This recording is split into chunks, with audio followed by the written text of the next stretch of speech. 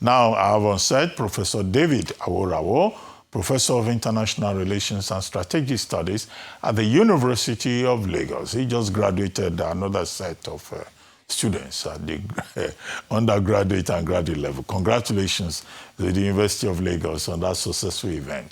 Ologun, legal practitioner, national development advocate and fellow, Institute of Leadership Coaching and Strategy, and Okpeyemi Adamolekun, former director in office in off. Well, thank you very much for showing up. Very briefly, I'm not going to provide any summary. We had two guests. The Minister of Education, Dr. Tunji Alausa, on a range of issues, and also Dr. Abayomi Arabambi, the National Vice Chairman of the Labour Party Southwest, discussing the latest development in the Labour Party with regard to the leadership of the party. I'll start with you, Okpeyemi Adamolekun. Thank you. Now you're allowed to fire me now as former director. But it was good to hear the minister speak. We were joking before we came on that it's now election season, so we're going to be seeing a lot more of them showing up to talk about what they've done in the last 3 years. But it was good. It was good to hear him speak. Two things that I would say were interesting. Your question about the funding for students, the loan. It does seem, I mean, they have a very strong social media presence, and they do provide updates about disbursements and the number of applications that they have. So I think in that regard, that's actually working well. Now, on the school side, there might be maybe delays. And one of the things I understand that we also see is that people's cultural attitude to loans also affects how schools, if you look at it geographically, not only cultural attitude to loans, but also income, financial strength, so to speak. So areas where parents will be more financially comfortable, you will see less demand, and which makes sense. Whereas places where there's a lot more poverty, you will see students demanding it more. So, I mean, it's a new program, and they are rolling it out, trying to make that work. I like what he said about your question about safe schools. At least I like the fact that he said they've mapped the schools, geotagged them. They're instituting a central system, alarm system, so that schools can call for help when they need it. It will be interesting to see this rolled out. And I wonder if those who've been involved in the Safe School Initiative are involved, and if they're not, they should certainly reach out to them, because I think that's really, really very good. Policy flip-flops, I don't think you grilled him enough on, because the ministry has had quite a bit of a struggle with policy flip-flops. The first one was, I think, 6334, then they tried to turn it into 94 or 93 or whatever it was. Then they reversed themselves. Then there was the one about indigenous languages that you mentioned. And then there was a more recent one last year, responding to, not policy, but announcement flip-flops. First, they said Unity schools were closing. Then they said they were not closing. Then they said, so I think just communication on that part needs to be a bit tighter with the ministry. Lastly, you had asked about the technical program and asked what certificate graduates will get. He didn't respond to that. But what for me I would find interesting, he didn't respond to the certificate, but he also was very confident that the program will continue. But he didn't say why. You set up a program, once you're out of office, what is it that is being built into it that makes it institutional? Clearly, when Mrs. Obi Ezekwesili was Minister of Education, something similar to this was set up. Because at the time, I worked for an organization that consulted for the ministry. And this technical thing was one of the programs she launched at the time. She left office, the program died. So for Dr. Alausa to be confident but not provide why he thinks that that would work. And then lastly, you didn't talk about it, but I told him as he was leaving, for me, one of the things that this administration has done that's made me happy is stopping the proliferation of universities. We had turned universities into a party pack. You get a university, you get a university. Everybody had a university when it made no sense. We were not funding the ones we had. Some states have no capacity to have universities. But at least one of the things, I think it was last year, that the ministry has announced that there will be no more new universities opening. And for me, I think at least as we begin to restructure our tertiary education system in this country, I think that is something really good. You mentioned curriculum. You touched on curriculum a bit, but we certainly need to look at the curriculum for education in this country. It's not 21st century friendly. And on Labour Party is internally fighting. PDP internally fighting. ADC has 17 court cases. So does anybody wonder why all the governors are jejely moving to APC so that they can have elections? Because at the end of the day, if your party is unable to sign your form for INEC that we've done primaries, you are a candidate, you will not be able to run. So if APC has done anything, it is to literally force this idea of a one-party state. People always say, oh, it's not a one-party state, all the other there are other parties. Yeah, there are other parties on paper. If they cannot run elections, if they cannot, if they cannot field candidates, rather, of what use is the fact that the party exists? And if that is very much a definition of a one-party state, if it's only one party that can field candidates. And it'll be very interesting to see how the judiciary responds to this between now and when will be the deadline for candidates to show up. Mr. Luke. Thank you very much. Let me first start by commending the Honorable Minister of Education from the angle of public relations. Then I'll bring in the HR angle and leadership. From the angle of public relations, I really appreciate the stakeholders' engagement in managing the impasse between ASUU and other interest stakeholders within the education sector of our national life, recalling that this agreement was first endorsed in 2009, and how they've been able to identify, analyze, and engage the stakeholders to come to this point is quite fascinating. Particularly that he said there was a time they needed to profile the several committees that were handling the different stakeholders to say, no, let's synchronize. This is just a Ministry of Education, and let's identify what the issues are. And I think that is an excellent one. And that leads me to the human resource management dimension of it. Why are all this being done? To have industrial harmony in that sector. I mean, like he said, even though ASUU went on a warning strike, the president, in line with his promise, has been able to stem that embarrassing experience of lecturers going on strike. And of course, right now, and from the feelers we have gotten from the lecturers also, I think quite a number of lecturers are comfortable with where we are now. And like he emphasized, that the government is committed to implementing the new renegotiated terms and conditions of that relationship. And I hope that will be the case. And by and large, our president, who has come as a reformer, is putting his hands in how to stabilize the system. And of course, he didn't deny where we were before now. And I also commend the fact that he stated clearly that the mindset of the president is that education is the bedrock of national development. And I hope that is given the appropriate attention it deserves. And on the scale of leadership, it's all about walking your talk, like we say in public relations, that when you make promises, because I remain one of those who has been challenging the president that you promise to stop ASUU strike and let's have a fluent flow of education in the country. And I'm glad Professor Aworawo is here to also tell us the experience from the angle of the lecturers. And that brings us to Labour Party. You know, all I have to say is that judicially speaking, if a court has pronounced, you can move to the next level. So I expect that Labour will move to the next level to sort out their issues. But basically, I think there are fires on the mountains of those who are supposed to be the opposition parties in Nigeria now. You want to talk about PDP, you want to talk about Labour Party. Even ADC itself has not been able to synchronize. So where are we heading as a nation? And definitely, you cannot blame any party for trying to create a one-party state, because right now, for the crisis in some of these parties, not really declaring who are the people behind this crisis, they are migrating to APC.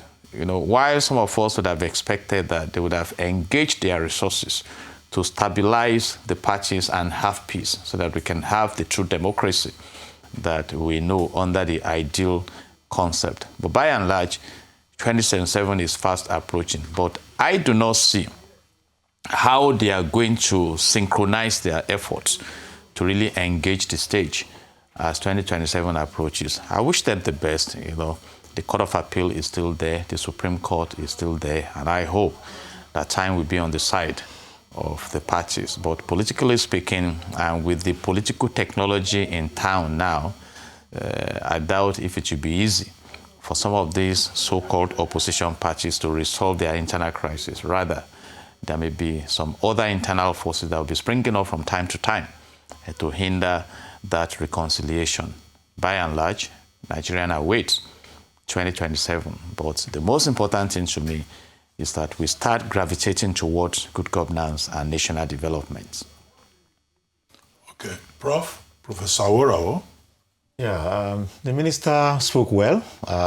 I want to also commend you for finding him and bringing him. Maybe this election season that is making them show up, I don't know, but whatever the propelling factor is, it was good he came, he spoke well, he touched on so many issues that clarified so many things that I were not sure of. Yemi and I, were discussing with him outside.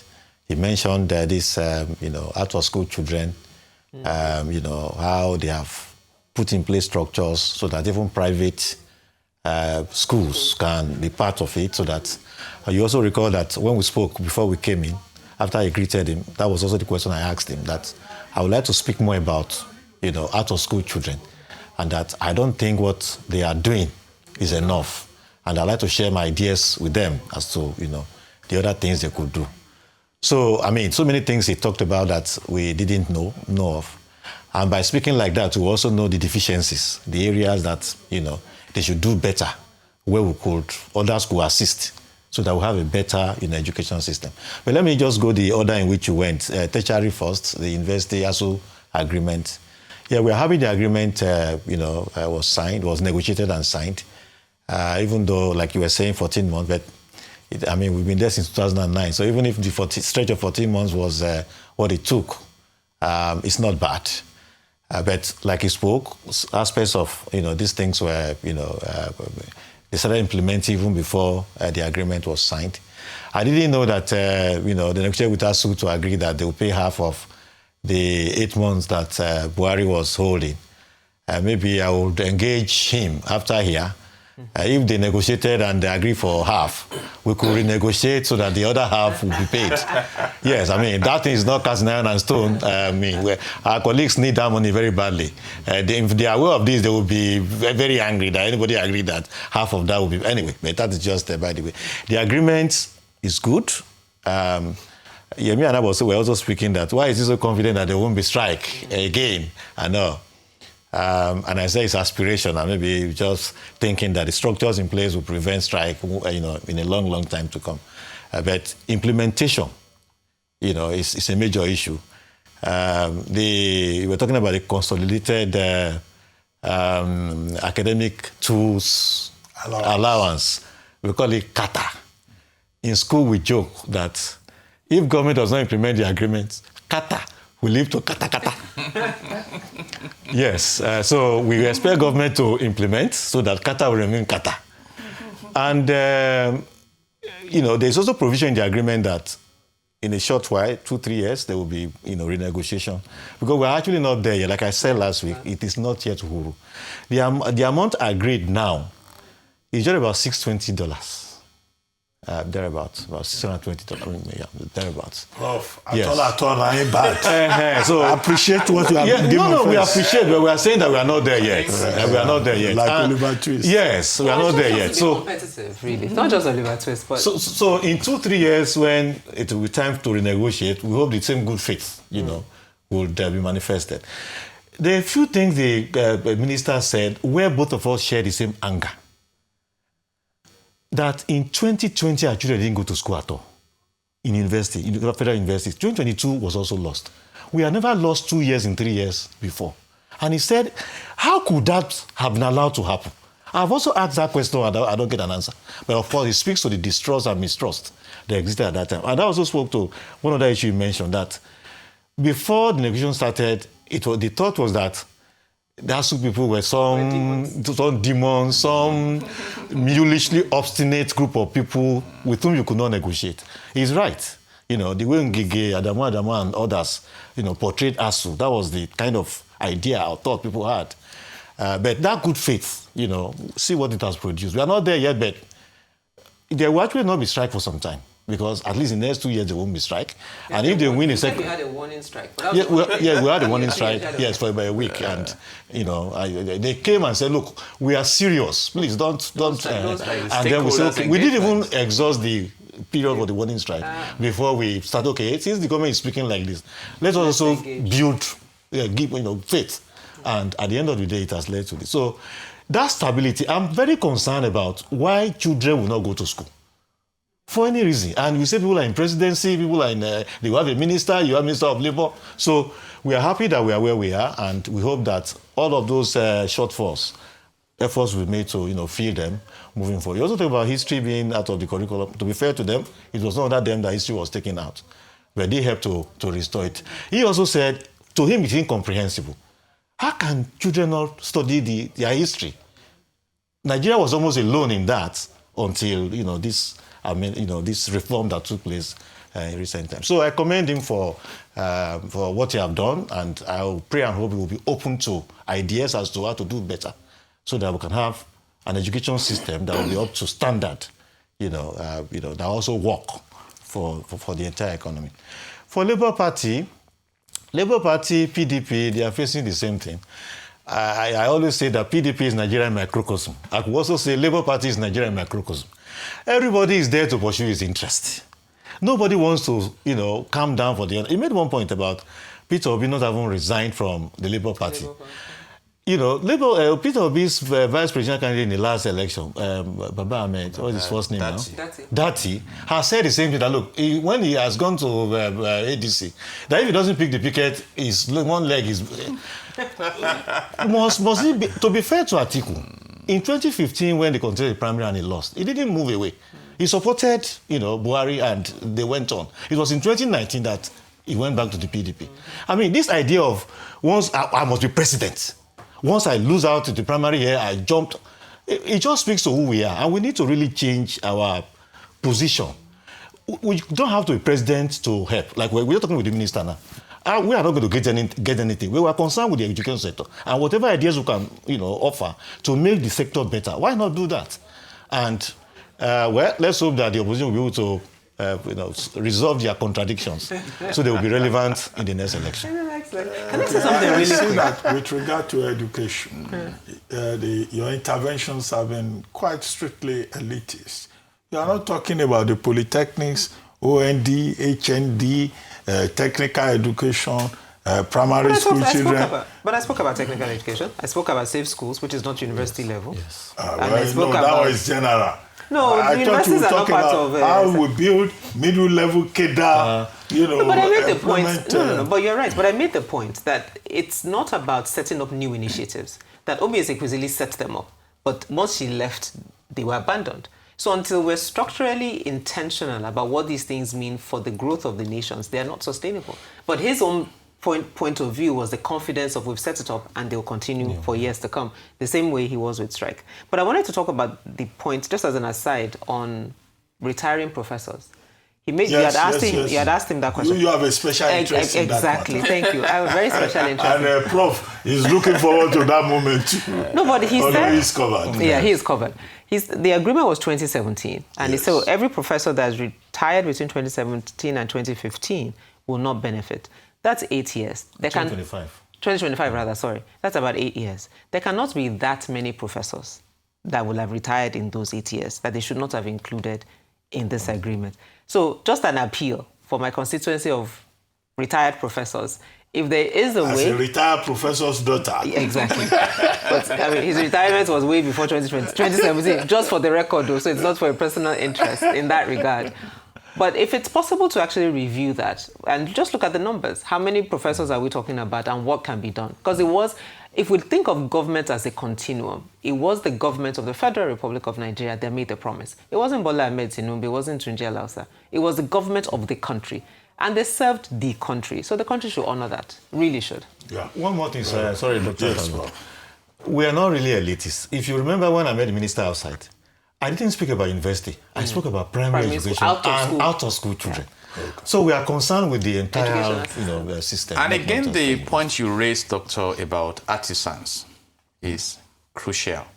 Because right now in the country, if we are thinking of building the country and engaging local skills, those skills must be built. And that's why I appreciate the attention of the government towards technical colleges. And of course, for the Polytechnic, if you are upscaling them to award degrees, all you need to do is focus on the skills that are packaged into them to make them globally competitive. And if we amplify the position of education, then we are empowering the people. So we can look forward to the economy, catching up with the global education-driven economy that we have right now. So we wish the government the best. Let's just say today, on this episode of This Is Live, we'll spend more time on education, which is very important. But we take one or two more topics very quickly. Now, the State Police Command this past week responded to reports from 3 private schools in the Ikeja area in Lagos, which claimed they had received distress messages from the same unknown WhatsApp number. In response, Commissioner of Police in Lagos State, CP Ologun Jimo, led a crack team to the school premises for on-the-spot assessment and security enforcement. A sweep of the school environment, including classrooms, administrative offices, halls, playgrounds, and surrounding premises of each of the schools, was conducted by experts who ruled out the presence of improvised explosive devices or any other dangerous or suspicious materials. The operation yielded no explosive or hazardous device, and the schools were consequently declared safe for continued administrative and academic activities. However, students had already been evacuated from the premises as the schools closed early. Regular operations have resumed and police officers have been deployed to each of the schools. Now, meanwhile, the United States says Nigeria must do more to protect Christians, following a mass kidnapping across several churches in Kaduna State in the northwest, specifically Kajuru local government. The remarks came as Abuja has been under diplomatic pressure by Washington over violence that U.S. President Donald Trump says amounts to genocide and persecution of Christians. However, a senior State Department official leading a U.S. delegation to a high-level security forum in Abuja omitted any mention of Muslim victims of violence in the country. And in a related development, the Nigeria police finally admitted that worshippers were abducted during coordinated terrorist attacks on churches in northwestern Kaduna State, reversing an earlier denial that had dismissed the reports as false.